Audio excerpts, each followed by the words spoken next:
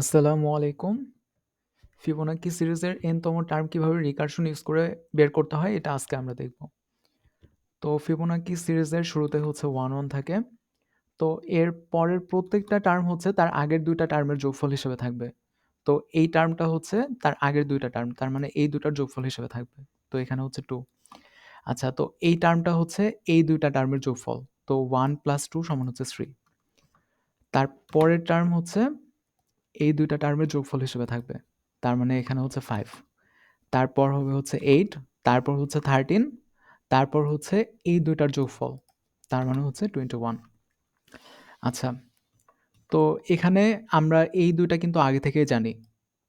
তো এটাকে হচ্ছে আমি যদি 0 নাম্বার টার্ম চিন্তা করি, এটাকে যদি 1 নাম্বার টার্ম চিন্তা করি, তো এখানে আমার বেস কেস হচ্ছে f(0) সমান হচ্ছে 1 হবে, f(1) সমান হচ্ছে 1 হবে। আচ্ছা, এই ২ টা হচ্ছে বেস কেস, কিন্তু এর পরেরগুলা হচ্ছে আমরা রিকারশন দিয়ে বের করব।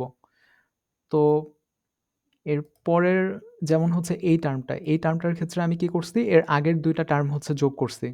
তার মানে আমি যদি f(n) চিন্তা করতাম, তাহলে এটা কি হবে? তার আগের ২ টা টার্মের যোগফল হবে। n-1 আর হচ্ছে f(n-2) এই ২ টার হচ্ছে যোগফল হবে। আচ্ছা, এখন এটা আমরা কোডে কিভাবে করব?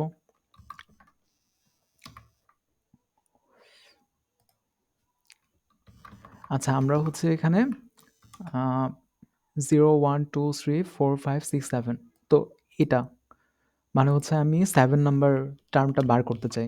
দেখি এটা 21 আসে কিনা।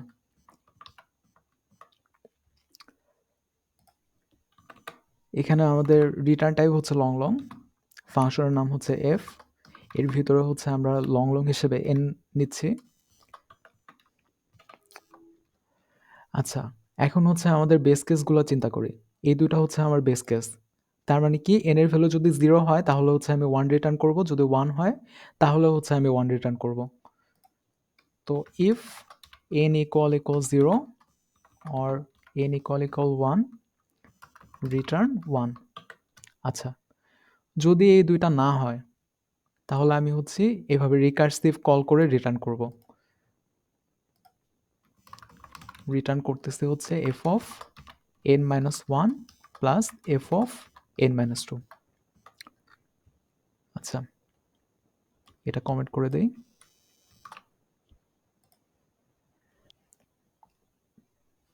এই যে 21 চলে আসছে। থ্যাংকস।